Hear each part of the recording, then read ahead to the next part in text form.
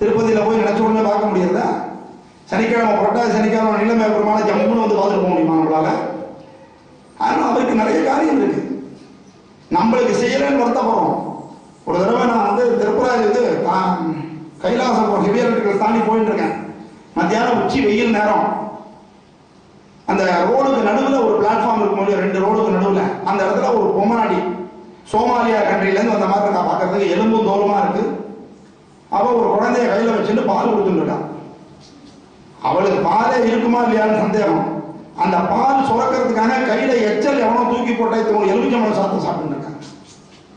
இவளுக்கு பெருமாள் முதல்ல செய்வானா, நல்ல வெள்ளையும் சொல்லையும் போட்டு டெய்லி 3 வேளை பஞ்சபட்ச பரிமாணத்தோட சாப்பிட்டு சினிமா டிராமா பார்த்துட்டு டிவியில வர சீரியலுக்காக கவலைப்பட்டு இருக்க நமக்கு செய்வானா? கஷ்டத்திலையும் ஒரு சீனியாரிட்டி அதை புரிஞ்சுட்டோம்னா நாம பெருமாளுடைய தத்துவத்தை நம்ம புரிஞ்சுக்க முடியும். அதனால வெயிட் பண்ணணும், கஷ்டம் வரத்தான் செய்யும்.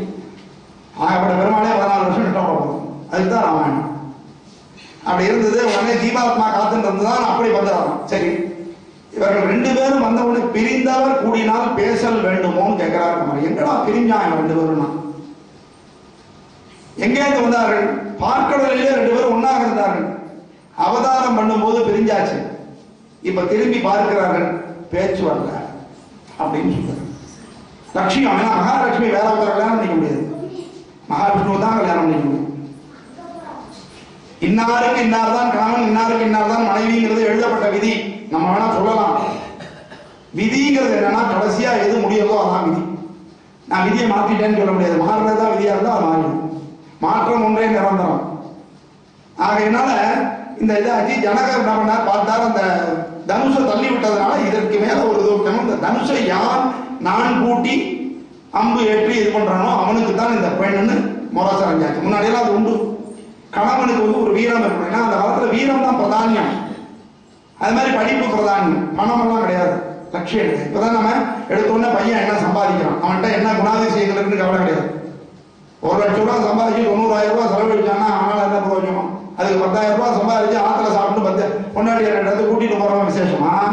1 லட்சம் ரூபாய் சம்பாதிச்சு 90,000 ரூபாய் செலவழிச்சுட்டு அவன் எங்கேயோ சுத்திட்டு ராத்திரி விரும்ப படுத்துக்கிறதுக்கு மட்டும் அதுக்கு வந்து என்ன பிரயோஜனம்? எது சுகம்னு பார்க்கணும். நம்ம வீட்டுக்கு மனைவி தேவையா, மருமகள் தேவையாங்கிறத நம்ம பார்க்கணுமே தவிர ஒரு மணி மேக்கிங் மிஷின் தேவையான்னு நம்ம பார்க்கக்கூடாது. அதே மாதிரி புரிஞ்சணும். பெண்கள்லாம் இப்ப ரொம்ப கேட்கறாங்க, இந்த சம்பளம் பத்தாது. ஏன்னு கேட்கறேன். சம்பளத்துக்கேற்ப வாழறது தானே பெண்ணுக்கு அழகு. பத்தாதுன்னா அப்புறம் அவன் லஞ்சம் வாங்குவான், மாட்டிப்பான். அதனால இந்த சிவதனுசை யார் நான் ஏற்றுகிறார்களோ அவர்களை நான் சரி எல்லாரும் வந்து உட்கார்ந்துட்டா. சபையில எல்லா ராஜாக்களும் இருக்கிறார்கள். அப்போ விஸ்வாமித்திரர் உள்ள வருகிறார், ராமலட்சுமணர்கள் உட்கார்ந்து. எல்லாரும் வந்து ட்ரை பண்றா, முடியல.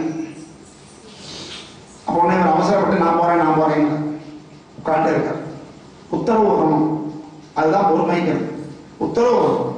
இந்த நெப்போலியனோ யாரோ சொல்லுவார்கள், உன் வெற்றிக்கு காரணம் என்னன்னு கேட்ட பொழுது அவன் கடற்கரையில் உட்கார்ந்துருந்தானா. உட்கார்ந்துருக்கும் போது சொன்னார்கள், உன் வெற்றிக்கு என்ன காரணம்னா, அந்த வீரர்களை எல்லாம் பார்த்து கடலை பார்த்து அபவுட் காரணம் திரும்பி நின்னான். கடலை பார்த்து திரும்பியாச்சு. ஃபார்வர்ட் மார்ச், லெஃப்ட் ரைட் போயிட்டே இருக்கான். கடலுக்குள்ளே போயிட்டான். இவன் லெஃப்ட் ரைட் சொல்ற நிறுத்துற வரைக்கும் போயிட்டே இருக்கான். உள்ள போனா செத்து போடுவோம் தெரியும் முடியும். ஆனாலும் அவன் சொன்னான், என் தலைவன் சொன்னான்ங்கிறதுக்காக போனானே, இதுதான்டா என் வெற்றிக்கு காரணம் சொன்னான். அதுபோல விஸ்வாமித்தருடைய ஆணைக்காக அவர் காத்துட்டு இருந்தாராம். அப்படி கண்ணை அசைச்சாலும் ராமபிரான் எழுந்து போகிறார். எழுந்து போய் அந்த வில்லை எடுத்தாராம். அவருக்கு ஒன்றும் எல்லாம் அதான் சொன்ன, அவதாரம் இருக்கிறவர்களுக்கான இதையுமே செய்ய முடியும். அதனாலதான் அவன் அவதார புருஷன் பேரு. இல்லைன்னா எல்லாருமே ராமருக்கு தானே நம்ம பேரை ஒரு கதை எழுதிட்டாங்க. எடுத்தார். எடுத்து அப்படி நானே எடுத்து போட்ட போனா பட்டா ஒரு சத்தம் கேட்டுதான். என்ன நடந்ததுன்னு யாருக்கும் தெரியல. எடுத்தது கண்டனர், இற்றது கேட்டனர். சில நேரத்தில் என்ன நடந்து ஆக்சிடென்ட் நடக்கிற இடத்துல பாத்தீங்கன்னா, ஆக்சிடென்ட்ல பாதிக்கப்பட்டவங்க கூட என்ன நடந்ததுன்னு தெரியாது. அந்த நிகழ்ச்சியே மறந்துவிடும். அந்த அந்த தாட்ஸ் பூரா மறந்துடுவாங்க. கண்ணுக்கு தெரியாது என்ன காட்சி இருந்தது, என்னப்பா சத்தம் அப்படின்னு தான் கேட்போம். அது மாதிரி நடந்தது அப்படின்னு ஒரு இன்னொன்று. இந்த கேட்டவருங்கிறது ஒரு விசேஷம் எப்பவுமே உண்டு. இங்க உடைஞ்சது அயோத்திக்கு கேட்டுதான். யுத்த காலத்திலையுமே பார்த்தால் இவர்கள் அந்த அப்படி இப்படி இழுத்து விட்டாங்கன்னா அந்த துவனி இருக்கு பாருங்க, அதுவே மற்றவர்களை பகைவர்களை அதிர்வடைய செய்யும். அதுலயே தெரியும் அவனுடைய ராமனுடைய அந்த கோதண்டத்துக்கு என்ன பவர் அப்படிங்கிறது தெரியும். இது ஒரு விஷயம். இன்னொன்னு, சாதனை புரிந்துட்டான், அதை கேட்கறது சந்தோஷம். ஈன்ற பொழுது பெரிதுவக்கும் தன் மகனை சான்றோன் என கேட்ட தாய், பார்த்த தாய் கிடையாது. நம்ம பார்க்கிறோம், நம்ம குழந்தையுடைய சாமர்த்தியம் பூரா நமக்கு தெரியறது, மகிழ்ச்சி. ஆனா அந்த பக்கத்து வீட்டு அம்மா உன் குழந்தை நேற்றுக்கு அந்த மீட்டிங்ல பேசினாம் பாரு அப்படின்னு அவ சொல்லணும், நம்ம கேட்கணும். அதுதான் அதான் ஈன்ற பொழுது பெரிதுவக்கும் தன் மகனை சான்றோன் என கேட்டார். அதனால எடுத்தது கண்டனர், இற்றது கேட்டனர் அப்படின்னா. அதுக்கப்புறம் அயோத்திக்கு தூது விட்டாச்சு, இவர் தான் மாப்பிள்ளைனாச்சு, சீதைக்கு சந்தோஷம், ஓடி வந்து மலைய போட்டாச்சு. நினைத்தவனே கணவனாக வருவதுங்கிறது ஒரு மிகப்பெரிய பாக்கியம். ஆனால் நமக்கு நினைக்க தெரியும், பல குழந்தைகள் இன்னைக்கு தப்பா நினைச்சுட்டு அவன் தான் நினைச்சுட்டு ஐயோ நான் நல்லவன் அவன் பின்னாடி தான் போவேன்னு சொல்லி சீரழித்து போய் கொண்டிருக்கிறாங்க, செய்யணும். அதனால என்ன ஆச்சு, எல்லாரும் அயோத்திக்கு தூது போயாச்சு, எல்லாம் கிளம்பி வந்துட்டார்கள். இங்க மாப்பிள்ளை அழைப்பு ஏற்பாடு பண்ணியாச்சு. மாப்பிள்ளை அழைப்புங்கிறது ஒரு சம்பிரதாயம் உண்டு. என்ன காரணம் அப்படின்னா, அப்போ இந்த மாப்பிள்ளைய பார்த்து இந்த புள்ளாண்ட நான் முன்னாடியே பார்த்தேனே போன கல்யாணத்துல கொஞ்சம் சொல்லுவான், இவன் தான் மாப்பிள்ளையா இருந்தாமா, அல்லது இவனுக்கு இந்த பழக்கம் உண்டுமா, இது மாதிரி எல்லாம் இருக்கு. அதுக்காக தான் இந்த சம்பிரதாயம் வைத்தார் மாப்பிள்ளைய பார்த்து. ரெண்டாவது, அவன் இடத்துல ஏதாவது நமக்கு தெரியாத ஒரு குறை இன்னொன்று தெரியும். நம்மாத்து குழந்தைகள்னா நம்ம குறை தெரியாது, அது அசட்டுத்தனம் பண்ணா கூட நம்ம ரசிச்சுட்டு இருக்கோம். ஆனா அந்த அசட்டுத்தனம்ங்கிறது அடுத்தவனுக்கு தான் தெரியும், சொன்னாலும் ஒத்துக்கணும். ஆகையினால இந்த மாப்பிள்ளை அழைப்புல பல விஷயம் இருக்கு. மாப்பிள்ளையை அறிமுகப்படுத்துறது ஒரு காரணம். வரக்கூடியவர்கள், வர முடியாதவர்கள், நம்ம பத்திரிகை கொடுத்தவர்கள், கொடுக்காதவர்கள் எல்லோருமே அந்த மாப்பிள்ளையை பார்க்க முடியும். அப்படி போனா அந்த பெருமாளுடைய அழகு எப்படி இருந்ததுன்னு வர்ணிக்கிறார். எல்லாரும் பார்க்கிறார்கள். பார்க்கும் பொழுது அந்த ராமபுரானுடைய அழகை பார்த்து ரசிக்க முடியல. தோள் கண்டார் தோளே கண்டார், தொடுகடல் கமலம் மன்ன தாள் கண்டார் தாளே கண்டார், தடக்கை கண்டாரும் அத்தே வாழ் கொண்ட கண்ணார் யாரே வடிவினை முடிய கண்டார். வெறும் ராமனுடைய அழகை இதில் வர்ணிச்சிருக்கோம் நினைச்சிட்டு இருக்கோம். தோளை பார்க்கலாம், தோல் பிரமாதமா இருக்கு, அதுல இருந்து கண்ணை எடுக்க முடியும். பருத்து ஜம்முன்னு அப்படி இருக்கு, 6 பேக்ஸ் மாதிரி ராமபிரானுடைய தோள்கள். அங்க லட்சணம் அவ்வளவும் பொருந்தியவர் ராமபிரான். சாமுத்திரிகா லட்சணம்னு சொல்லுவோம், அவ்வளவும் ஒரு பொருத்தமா இருக்கும். பாதத்தை பார்த்தா அது ஒரு அழகு, மேல கருப்பா இருக்கு, கீழே சிவப்பா இருக்கு பாதம். அடுத்தாப்புல என்ன, இப்படியே ஒவ்வொன்றா கையை பார்க்கலாம், கையை தான் பார்க்க முடியும், கண்ணு எடுக்க முடியும். நமக்கு ஒரு பிடிச்ச பதார்த்தம் கொடுத்தனா அதையே 2ஆம் தடவை போட்டு சாப்பிட்டுருவோம். இன்னொரு பதார்த்தத்தை டேஸ்ட் பண்ணி பார்ப்போமேன்னு கூட நமக்கு தோணாது, பிடிச்சதையே சாப்பிட்டுருவோம். ஒவ்வொரு தடவை மாப்பிள்ளை வந்தாலும் சேப்ப மிளகே வறுத்து போடுவோம். அது மாதிரி மச்சனா ஒரு மாமியாரத்துக்கு ஒரு தடவை போனா அவன் என்ன பண்ணா, வெண்டைக்காய் பரிமாறினா.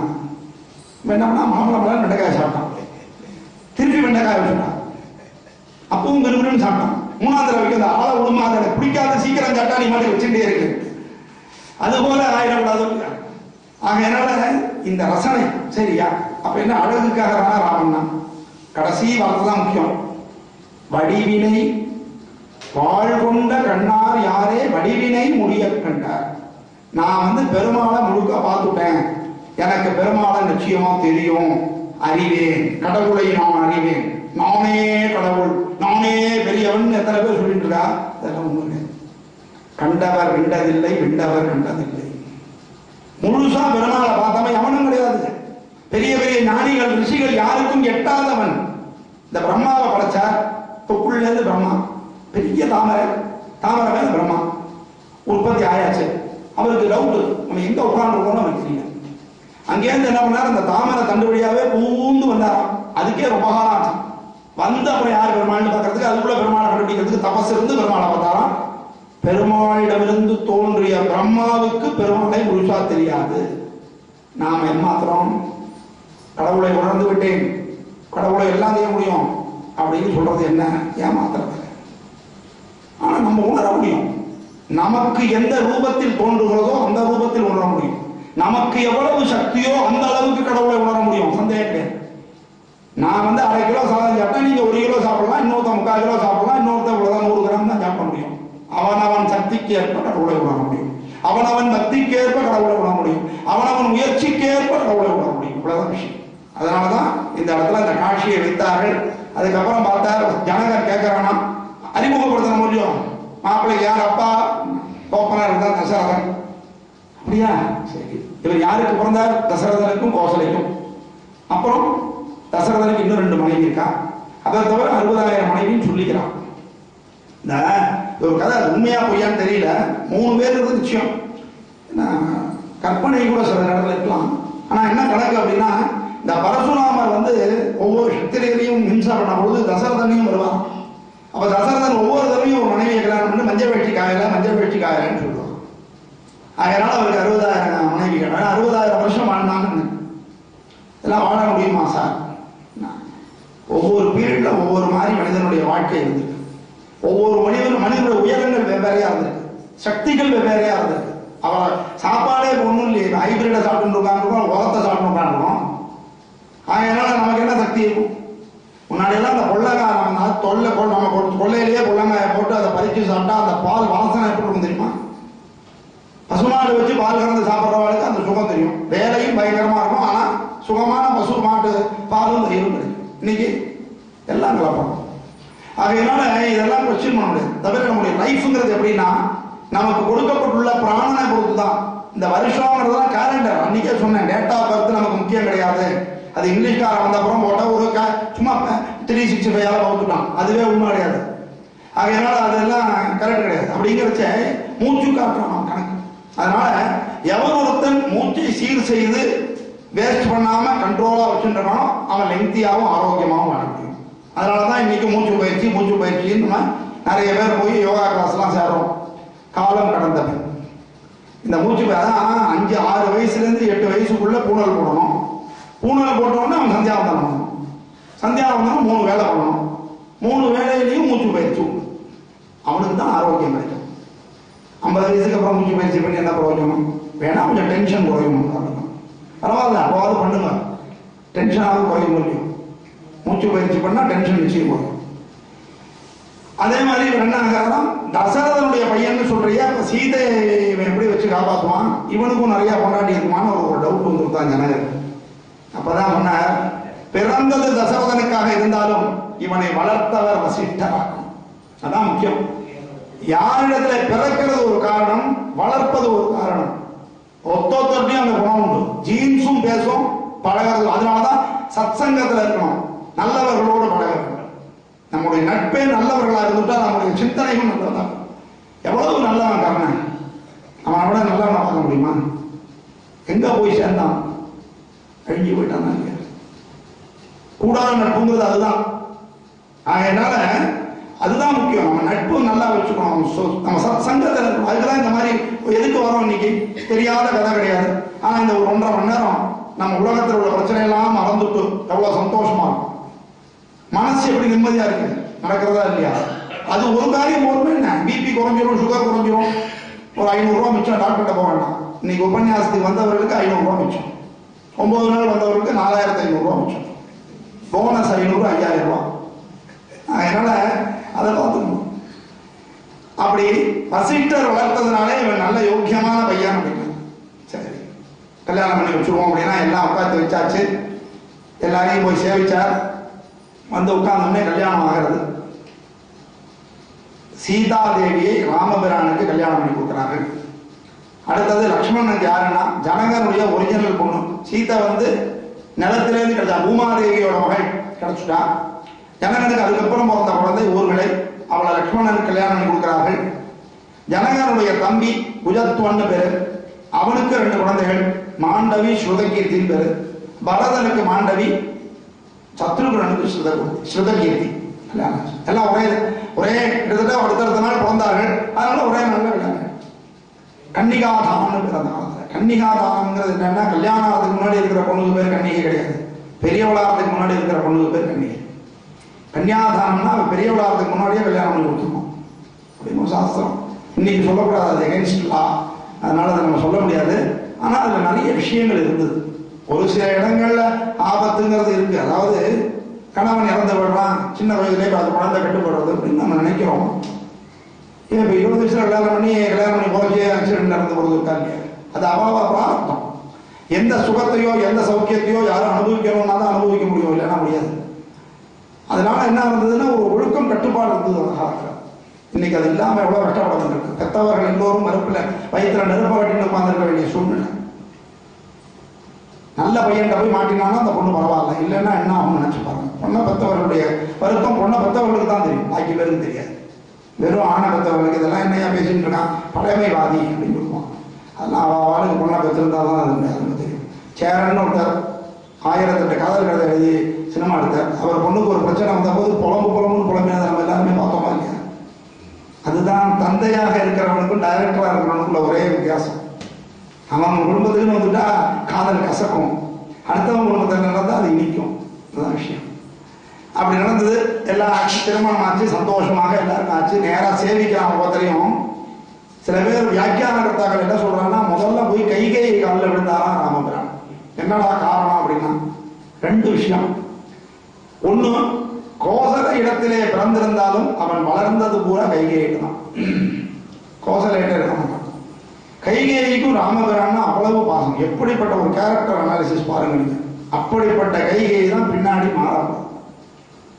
அவ்வளவு பாசமும் கைகேயிக்கு. அதனால கைகேயி இடத்துல முதல்ல போய் விழுந்தான். இது யதார்த்தம். இன்னொரு விஷயம் இருக்கு. இந்த ராமாவதாரத்தினுடைய நோக்கம் நிறைவேறணும்னா கைகேயி இனிமே வேலையே ஆரம்பிக்க வேண்டும். அம்மா கல்யாணம் பண்ணிட்டு வந்துட்டேன், இவளை வச்சுதான் நீ பிளான் போடணும், ஆரம்பி அப்படின்னு ஒரு ஹிண்ட் கொடுத்தாராம் பெருமாள் அப்படின்னு ஒரு சொல்லுவார். அந்த கைகேயி இருக்கிறாள, அவள் யாருன்னா தன்னை தியாகம் பண்ணி கொண்டு சில விஷயம் செய்ய போகிறாள். அதுதான் நம்ம பார்க்க போறோம். தான் கல்யாணம் ஆச்சு, எல்லாம் கிளம்பி அயோத்திக்கு திரும்பி வருகிறோம். கிளம்பியாச்சு. எதிர்த்தாப்புல யார் வரான்னா பரசுராமர் வருகிறார்.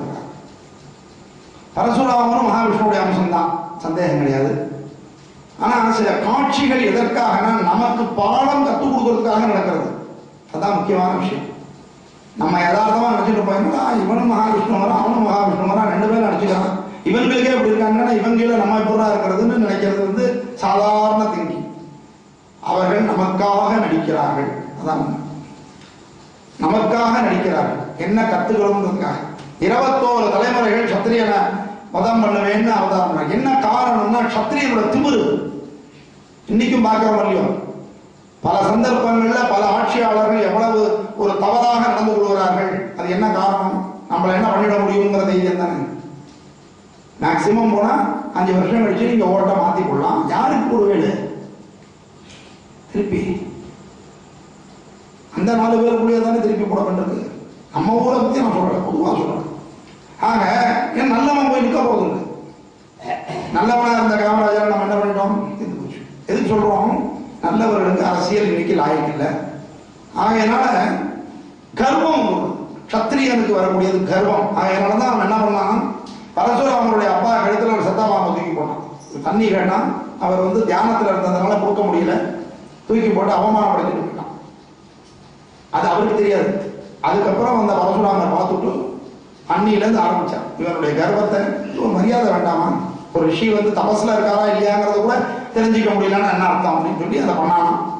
அப்படி பண்ணும் பொழுதுதான் இந்த ராமபிரானிடத்திலும் வர சண்டைக்கு வர அவருடைய அவதாரம் நமக்கு முடியணும். அதுதான் இந்த நடத்துற காரணம். அதனால வருகிறாராம். என்ன சொல்ற, நீ வச்சு ஒரு வில்ல உடைச்சிட்டு வந்திருக்க, அது ரொம்ப காலமா ஜனக மகாராஜா யூஸ் பண்ணாம ஒரு மூலையிலேயே போட்டு வச்சிருந்தான். அதனால அதுக்கு பவர் போயிடுத்து. அதனால அந்த தனுஷை ஈஸியா உடைச்சுட்ட. அது இத்து போன ஒரு தனுசு. நீ இந்த தனுசை உடைக்க முடியுமா? தினந்தோறும் பயன்படுத்தி கொண்டிருக்கிற இந்த விஷ்ணு தனுசை நீ உடைக்க முடியுமா அப்படின்னு கேட்க அப்படின்னு சொல்லி கொடுக்குறார். உடனே என்ன ஆகிறது, இவர் வாங்கினார், அழகா வளைச்சார், அம்ப போனார். என்னடா அது பண்ணான், தேசிங்க ராஜா கிட்ட அவன் குதிரை அடங்குமா அடங்காத, போட்ட சைக்கிள் வச்சுருப்பான், அடுத்தவன் எடுத்தா அந்த சைக்கிள் ஓடாது. என்னையா சைக்கிள் வச்சுருக்க, இங்க போனா அந்த பக்கம் திரும்பி போறதுமா, ஆனா அவன் ஏறி போனா அழகா போகணும். அதுபோல எம்பெருமான் மகாவிஷ்ணுவே ராமபிரானாக வந்திருக்கிறதுனாலே அவருடைய தனுசு அவருக்கு அடங்கி போகாம இருக்கிறதுல ஆச்சரியம் கிடையாது. ஆகையெல்லாம் எடுத்தார், அம்பு பூட்டினார். பூட்டின உடனே இந்த அம்புக்கு என்ன இலக்குன்னு கேட்டார். இலக்கு இல்லாம அம்பு கூட எடுத்த உடனே ஆயுதத்தை எடுத்துக்கூடாது. சில பேர் அப்படிதான், ஏதாவது ஒண்ணு பேசுதுன்னா டக்குன்னு செல்போன் எடுத்து காது சொல்லுவாங்க. என்ன பேசணும்னே பிளான் கிடையாது, எடுத்த உடனே போன் எடுத்து ஆன் பண்ணிடுவான். அப்புறம் என்ன தத்துவத்துன்னு பேசிட்டு இருப்பான். ஒரு போன் எடுக்கிறதுக்கு முன்னாடி இல்லை அது பேசணும்னு ஒரு இலக்கு வச்சுட்டு எடுத்துட்டா பரவாயில்ல. அது மாதிரி என்னுடைய அம்பிற்கு என்ன இலக்கு அப்படின்னு கேட்டாராம். எதிர்த்தாப்புல இருக்கிறது யாருன்னா பரசுராமர். பிராமணர்களை கொன்றால் பிரம்மகத்தி தோஷம் வந்துடும் அப்படிங்கிற நம்பிக்கை அந்த காலத்துல உண்டு. ஆகையினால என்ன பண்ணார், அவரை கொல்ல முடியாது. ஸ்திரீகளை கொண்டா ஸ்திரீகத்தி தோஷம் உண்டு. இந்த ரெண்டுமே கஷ்டமான ஒரு விஷயம். சத்திரியர்கள் செய்ய மாட்டார்கள். தண்டனை கூட அவர்கள் பிராமணர்கள் கொடுக்க மாட்டார்கள். ஏனென்றால் பிராமணன் ஒழுங்கா இருக்கணுங்கிறதுக்காக பிறந்தவன். அவன் ஒழுங்கா இல்லைன்னா கடவுளே தண்டிப்பான். அதுதான் விஷயம். இந்த உலகத்திற்கு வழிகாட்டியாக எவனெல்லாம் இருக்கிறானோ அவன் தான் பிராமணன். நல்லா புரிஞ்சுக்கோங்க. திருப்பியும் சொல்றேன், கான்வர்ஸ் இஸ் நாட் ட்ரூ. பிராமணன்லாம் வழிகாட்டின்னு சொல்ல முடியாது.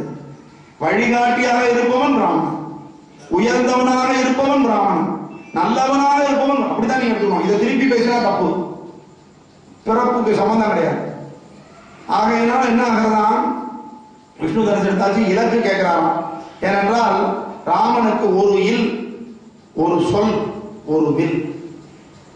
அப்பதான் என்ன இலக்கு கொடுக்க முடியும்? பரசுராமர் சொல்றார், இத்தனை வருடங்களாக நான் சேமித்து வைத்த அத்தனை தவங்களையும் புண்ணியங்களையும் உங்களுக்கு நான் தருகிறேன், நீ எடுத்துக்கொள். அம்ப போட்டால் அந்த தவம் எல்லாம் எல்லா தவமும் மையறு தவம் எல்லாம் வாரி மீண்டதே. ஏன்னா இப்ப வயசு ரொம்ப கம்மி. ராமபிரான் இப்ப 12 வயசு, என்ன தபஸ் பண்ண முடியும்? இந்த காலம் மாதிரி கிடையாது. கலிகாலத்துல ராமா கிருஷ்ணான்னு நீங்க சொன்னாலே உங்களுக்கு புண்ணியத்தை கொடுத்துருவேங்கிற பெருமன். அதை கூட நான் சொல்ல தயாரா இல்லை. ஆனால் அந்த காலத்துல பல வருஷங்கள் தபஸ் பண்ணணும், உடம்ப வருத்தி தபஸ் பண்ணணும். அப்பதான் பெருமாளுடைய அனுகிரகம் கிடைக்கும். அவருக்கும் தெரியறது லீனியன்ஸ். இப்ப அந்த மாதிரிலாம் வச்சோம்னா ஒரு பேரும் கோவில் பக்கம் வரமாட்டான்னு தெரியும். ஏதோ நம்ம பேரை சொல்றானா, ஒரு நாளைக்கு ஒரு தடவை சொல்றானா சந்தோஷம். அஜாமிலன் ஒருத்தர் தான். இந்த அஜாமிலன் என்ன பண்ணா, செய்யறது கூட அக்கிரமம் செஞ்சுட்டு கடைசி காலத்துல தன்னுடைய கடைசி பையனுக்கு நாராயணன் பேர் வச்சிருந்தாங்க. இதான் பேர் வைக்கிறது நம்ம பெருமாள் பேரா வைக்கணுங்கிறது குழந்தை. நம்மள அறியாம கூப்பிடுவோம். இந்த காசு, பணம், வட்டி, வயக்காடு இப்படியே சுத்தின்னு இருந்தோம்னா இறந்து போகிறச்சே இதுதான் ஞாபகத்துக்கு வரும், பெருமாள் பேர் ஞாபகத்துக்கு வராது.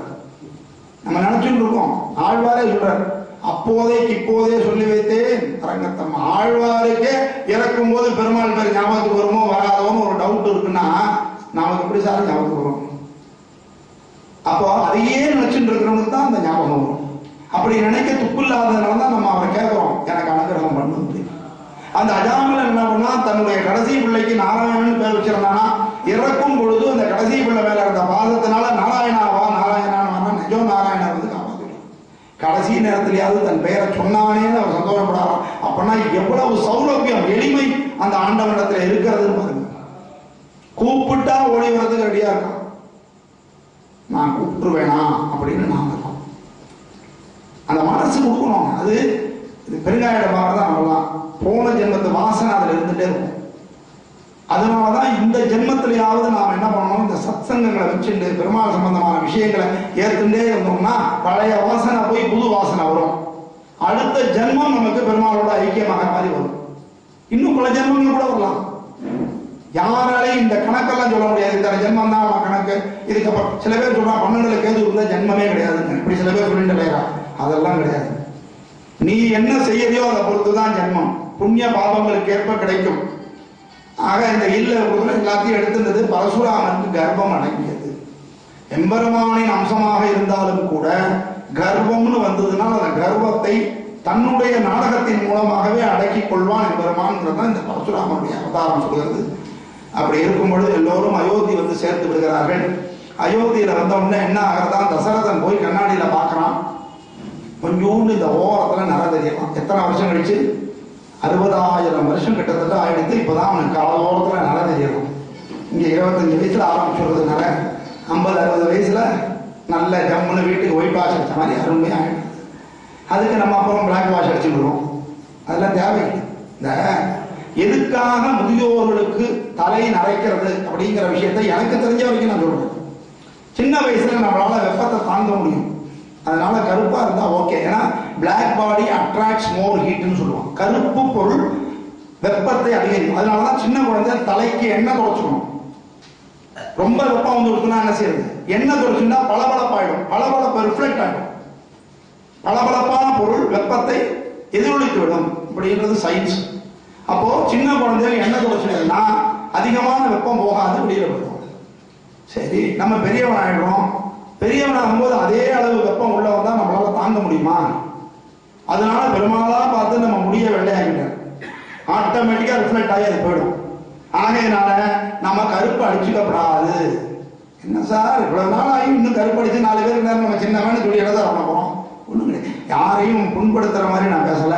தயவு செஞ்சு பழக்கம் இருக்கிறவா அவ மாட்டுக்கு சௌரியப்படி அவ அவளுக்கு ஒரு யதார்த்தம் இருக்கும். அவளுடைய வேலைகள் நியமங்கள் இருக்கும், அது வேற விஷயம். இது எல்லாமே நீங்க take it in right sense. அதனால இதுதான் விஷயம். அதனால வெள்ளையா எடுத்து கவலைப்பட வேண்டாம். இது ஒரு கௌரவம். தைரியமா நம்ம போலாம். நமக்கு ஒரு சீட்டு கொடுப்பான், எழுந்து ஐயா உட்காருங்க அப்படிமா. இதெல்லாம் புண்ணிய லாபங்கள் இருக்கு நமக்கு. வெள்ளை ஆயிட்டதுனால போயிட்டு போறான், கிழவன் சொல்லிட்டு போறான். நாளைக்கு அவனும் கிழவன் போறான் தானே. பச்சை மட்டையை பழுத்த மட்டையை பார்த்து பச்சை மட்டை இழிச்சுதான ஒரு பழமொழி. அது போல நடக்கும். அதனால அப்படி இருக்கும் பொழுது காதலிகத்துல ஒரு நரை வந்தது. இவன் என்ன பண்ணா, இவங்களுக்கு கவலை வந்துதான், இன்னும் நரை வந்துட்டு நாம என்ன செய்யறது? உடனே மந்திராலோசனை நடத்துறான். தானே முடிவெடுத்து எல்லோருக்கும் அறிவிப்பு கொடுக்கறது ஆட்சி கிடையாது. எதுவாக இருந்தாலும் கூப்பிடுவான் மந்திரிகள். நல்ல மந்திரிகளை கூப்பிட்டு வச்சு ஆலோசனை கேட்டு நல்ல ஆரோக்கியமான ஆலோசனைகளை கேட்டு ஆட்சி செய்தவன் தசரதன். அதனால அப்படி வந்தான், ஆலோசனை பண்ணணும்னு எல்லாத்தையும் கேட்கறான். மண்ணுயிர்க்கு உருவதே செய்து வைகினேன், என்னுயிர்க்கு உருவதும் செய்ய எண்ணினேன். இத்தனை நாளைக்கு நீங்க மக்கள் மக்கள் மக்கள்னே வேலை சொல்லிட்டையா, என்னுடைய ஆத்மாவுக்கு நான் ஏதாவது செய்யறேனே, இனிமேலாவது பெருமாள்கிட்ட போறேன் அப்படின்னு போய் நம்ம உயிரெல்லாம் விட்டுட்டு ஒரு ஸ்டேஜுக்கு அப்புறம் நமக்கு பற்று போகணும். திருப்பி திருப்பி எத்தனை வயசானாலும் அதுலயே பிடிச்சுட்டு இருக்கிறது. பதவி ஆசை, பணத்தாசை, குடும்ப பற்று இப்படியே இருக்கக்கூடாது. கடமைகள் முடிக்கிற வரைக்கும் செய்ய வேண்டியதான். அதுக்கப்புறம் பற்று இருக்கக்கூடாது. இந்த பந்தங்கள்லாம் இந்த ஜென்மாவோட சரி, அடுத்த ஜென்மத்துக்கு உங்களோட வரமாட்டாங்க. ஆனாலும் இந்த ஜென்மாவில நம்ம குடும்பத்துல இருக்கிற வரைக்கும் அவர்களுக்கு செய்யணும். ஆனால் பற்று இல்லாம செய்யணும். என்னைக்கு இருந்தாலும் நம்ம வெளியில போறது தேவை. வெளியிலன்னா குடும்பத்தை விட்டு வெளியில போகணும்னு அவசியம் இல்லை. வீட்டுல இருந்துட்டே வெளியில இருக்கலாம். பட்டும் படாமல் இருப்பது அதுதான் யதார்த்தம். அப்படி இருக்கிறது தான் நாம பக்குவம் அடைஞ்சிருக்கோம் அர்த்தம். எல்லாருடைய கஷ்டத்தையும் நம்மளே சுமக்க முடியாது. ஆகையினால என்ன ஆகுதா, எனக்கு ஒண்ணு நான் செஞ்சுக்க விரும்புறேன் அப்படின்னு சொன்னா பழமொழியே உள்ள வீடு வரை உறவு, வீதி வரை மனைவி, காடு வரை பிள்ளை, கடைசி வரை யாரோன்னு. இந்த கடைசி வரை யாரோங்கிறத நம்ம புரிஞ்சுட்டோம்னா தப்பே பண்ண மாட்டோம். ஒரு பழமொழி எல்லாம் சொல்லுவாங்க, உனக்கு கொஞ்சம் வச்சுண்டு அப்புறமா தான தர்மம் பண்ணா, எல்லாத்தையும் வாரி வாரி அரைச்சுடாத அப்படின்னு சொல்லுவோம். தனக்கு மிஞ்சிதானா தான தர்மம் அப்படின்னு. ஆனா அது உண்மை அப்படி கிடையாது. தனக்கு மிஞ்சத்தான் தான தர்மம். பின்னாடி எது உனக்கு மிஞ்சும்? நீ வச்சுட்டு இருக்கிற சொத்தை ஒரு பைசா உன்னால எடுத்துக்க முடியுமா? அப்படிதான் பெரிய பணக்காரர் அப்படியே இருந்துட்டே இருந்தாராம். ஒருத்தர் என்ன பண்ணார், ஒரு அறிஞர் போய் அவர்கிட்ட ஒரு குண்டூசியை கொடுத்து அதை பத்திரமா வச்சுங்க, அடுத்த ஜென்மாவில் நம்ம சந்திக்கிறச்சே அந்த குண்டூசியை எனக்கு கொடுங்கண்ணா. அவனுக்கு சிரிப்பு வந்துருந்தான். எப்படியாவது குண்டூசியை வச்சு அடுத்த ஜென்மாவில் நீ எங்க இருப்பியோ நான் எங்க இருப்பேனோ இந்த குண்டூசி எடுத்துன்னு போயிட்டு எடுத்துட்டு வர முடியுமா? ஆஃப்டர் இந்த குண்டூசி எடுத்துன்னு போக முடியல, இவ்வளவு சொத்து சேர்த்து வச்சிருக்கேன் எடுத்துன்னு போக போறியான்னு கேட்டார். அதனாலதான் கூரேசர் கடைசியில் தூக்கி எறிஞ்சிட்டு விட்டார். எல்லா சொத்தையும் தூக்கி எறிஞ்சிட்டு ராமானுஜர் பின்னாடி போனாரு. எதனால போனார்? அந்த அதாவது பணம் தேவைதான். எடுத்த உடனே பணத்தை தூக்கி எறிஞ்சிட. இன்னைக்கு ஒரு ஹாஸ்பிட்டல் போனோம்னா நமக்கு அத்தனை காசு தேவைப்படும். வச்சுக்கோங்க, நல்லது பண்ணுங்க, நல்லது ஹெல்ப் பண்ணுங்க. பணம் அலையக்கூடாது, சேர்த்து இருக்கிறது இருக்கணும். அப்படி இருக்கும் பொழுது என்ன சொல்றாங்கன்னா, அதனால தனக்கு மிஞ்சத்தான் தான தர்மம்னா நாம செய்யற தான தர்மங்கள் தான் நமக்கு மிஞ்சி இருக்கும். கடைசியில அங்க மேல தீர்ப்பு எழுதுற இடத்துல என்ன சொல்ல போறான், நீ என்னடா நன்மை பண்ண, என்னடா கெடுதல் பண்ணன்னு தான் கேட்கறான். எவ்வளவு கோடி சொத்து வச்சிருந்தேன்னு அவன் கேட்கல. யாரு உனக்கு என்ன உறவுன்னு கேட்கல. மினிஸ்டருக்கு பையனா, மினிஸ்டருக்கு அப்பாவான்னு கேட்க மாட்டான். எந்த போஸ்டும் வராது. அதான் தனக்கு மிஞ்சத்தான் தான தர்மம். அதனால ஒல்லும் வகையான அளவினை ஓவாதே செல்லும் வாயெல்லாம் செயல். எத்தனை வயசு நமக்கு இருக்குன்னு தெரியாது. 60 வயசுக்கு அப்புறம் நான் தானம் பண்ணிக்கிறேன் சார், 60 வயசுக்கு அப்புறம் ராமாயணம் எடுக்கிறேன் சார், 60 வயசுக்கு அப்புறம் நான் பெருமாள் கோயில் போய்க்கிறேன் சார். உனக்கு 60 வயசு இருக்குன்னு யார் சொன்னாங்க? ஆகையினாலதான் சொல்லுகிறோம், ஒல்லும் வகையெல்லாம் அளவினை ஓவாதே. எப்பெல்லாம் முடியுமோ தர்மம் செய், எப்பெல்லாம் முடியுமோ நல்லது செய், அது உன்னை காப்பாற்றும். கடைசியில கர்ணனை காப்பாத்துறது தர்மம் தலை காக்குது. கிட்ட போய் செய் புண்ணியம் அனைத்தும் தானே கேட்டப்புறம் தான் அது நின்றுது. தர்மம் தலை காக்கும். அப்படி இருந்தது. உடனே என்ன பண்ணா, நான் எப்படியாவது இதெல்லாம் முடிச்சுட்டு நான் பிறப்பை விட்டுட்டு துறப்பு அடையணும், அதனால என்ன பண்ணணும், வனம் செல்ல போகலான்னு நினைக்கிறேன், ராமனுக்கு ஆட்சியை கொடுக்கலான்னு நினைக்கிறேன், நீங்க என்ன சொல்றீங்க அப்படின்னு கேட்டானா. என்ன பதில் சொல்றீங்க? ஒரு கோர்ட்ல ஒரு பெரிய ஆளை நிற்க வச்சு வக்கீல் கேட்கிறார். நான் கேட்கறதுக்கு ஆம் இல்லைன்னு தான் பதில் சொல்லணும், எதுவும் சொல்லக்கூடாது. நீங்கள் பிக் பாக்கெட் அடிப்பதை நிறுத்தி விட்டீர்களாம். ஆம்னு சொன்னாங்க, முன்னாடி அடிச்சுட்டு இருந்தேன், இப்ப நிறுத்திட்டேன். இல்லைன்னு சொன்னாங்க, இன்னும் அடிச்சுட்டு இருக்கேன், இதுக்கு எப்படி பதில் சொல்றது? அது மாதிரி தவித்தார்களாம். சரி ராமனுக்கு ஆட்சி கொடுக்கலாம் அப்படின்னா தசரதனை பிடிக்கலன்னு ஆயிடும். ஒரு ராஜா கிட்ட நீங்க போங்க, காட்டுக்கு போங்க, உங்க பையன் வரலாம் அப்படின்னா ஆட்சியில திருப்தி இல்லைன்னு சொல்லிட்டானோன்னு. சரி ராமன் வேண்டான்னா என்ன, நம்ம பையனை வேண்டாங்கிறாங்க, இதுக்கு தானே தவம் இருந்து ராமனை பெற்றோம் அப்படின்னு தசரதனுக்கு ஒரு எண்ணம் வரும். ஒரு ராஜா என்ன பண்ணா, ஒரு புலவன் போனா, ராஜா கையில ஒரு சின்ன குருவி அது மூடி வச்சுட்டான். அந்த புலவனை பார்த்து கேட்கறான், என் கையில இருக்கிற பட்சி உயிரோட இருக்கா இல்லையா, நீ கரெக்டா சொல்லலைன்னா உன் உயிர் போயிடும் அப்படின்னா. இப்ப அவன் உயிரோட இருக்குன்னு சொன்னா ராஜா என்ன பண்ணுவான், ஒரு அமுக்கு அமைக்கணும்னா செத்து போடும். அப்போ அவன் பொய் சொன்னதாயிடும். இல்ல உயிரோட இல்லைன்னா திறந்து விட்டுருவான், மறந்து விடும். எப்படி இருந்தாலும் புலவ மாட்டணும். என்னடா அப்படின்னா, உயிர் உங்கள் கையில் தான். பறவையோட உயிர் மட்டும் இல்ல, என்னுடைய உயிரும் இப்ப உங்க கையில இருக்குன்னா ராஜா அவன் மன்னிச்சு விட்டுட்டான். அந்த மாதிரி சில நேரங்கள்ல அந்த விஷயம் இருக்கு. அப்படி இருக்கும் பொழுது எப்படி சொல்றதுன்னு நினைச்சு, 2 பசுவிற்கு ஏங்கிய கன்றினை போல தவித்தார்களாம் அந்த மக்கள். மன்னர் அமைச்சர்கள்லாம் பட்டா அப்புறம் யதார்த்தம்னு ஒன்று இருக்கும் இல்லையோ, என்னைக்கு இருந்தாலும் மனுஷன் வந்து ஒரு ஸ்டேஜுக்கு அப்புறம் பதவியை அடுத்த வாழ்ல கொடுக்கணும். நாமளே பதவியில இருக்கணும்னு நினைக்கிறது. பதவிங்கிறது அடுத்த வாழ் கொடுக்கணும். இளைஞர்களுக்கு வழிபடணும். விட்டோம்னா தான் எந்த அமைப்பிலையுமே இளைஞர்கள் செஞ்சா அது ஒரு விசேஷம், நாம கைட் பண்ணணும், அதுதான் முக்கியம். அப்படி இருந்தது. உடனே சரின்னு ராமனுக்கு அரசாட்சியை கொடுக்கலாம் அப்படின்னு முடிவு பண்ணார்கள். வசிஷ்டரை கேட்டா, நாளைக்கே நல்ல நாள் அப்படிங்க. சரி நாளைக்கு பட்டாபிஷேகத்தை வச்சுருவோமே, ஏன்னா சுபஷ்ய சீக்கிரம் நல்ல காரியங்களை தள்ளி கொடுக்குது. நல்ல காரியம் பண்றதுக்கு நம்ம எதையுமே யோசிக்க வேண்டியதில்லை, உடனே செய்யும்.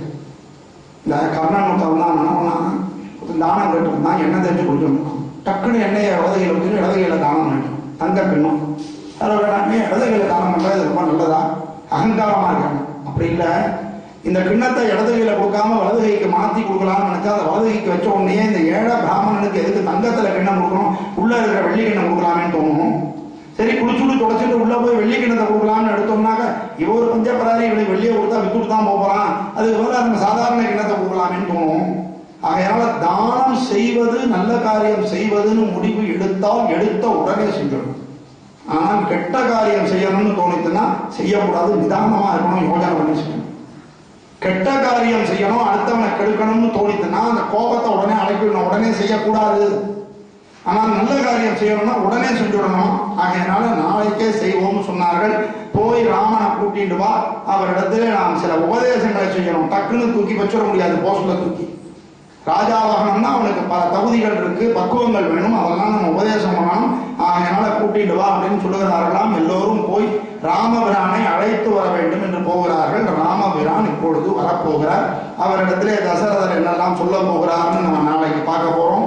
அதுக்கப்புறம் பட்டாபிஷேகம் நடந்ததா நடக்கலையா, ஏன் நடக்கல, அதுக்கு யார் தூபம் போட்டா, கைகேயி என்னெல்லாம் சொல்ல போறா, என்ன வரங்கள் வாங்க போகிறாள், அதனாலே என்ன நடக்க போகிறது, ராமபிரான் கிளம்ப போறாரா, அயோத்தியில இருக்க போறாரா, போய் அவர் குகனை சந்திக்க போறாரா, அந்த குகனுடைய நன்மைகள் பண்புகள் எப்படி இருக்க போகிறது போன்ற பல விஷயங்களை நாளைக்கு நாம் பார்க்க போகிறோம் என்று சொல்லி இந்த அளவிலே நிறைவு செய்கிறோம். அஞ்சிலே ஒன்று பெற்றான் அஞ்சிலே ஒன்றை தாவி, அஞ்சிலே ஒன்றாராக ஆரியற்காக ஏகி, அஞ்சிலே ஒன்று பெற்ற அனங்கை கண்டையலார் ஊரில் அஞ்சிலே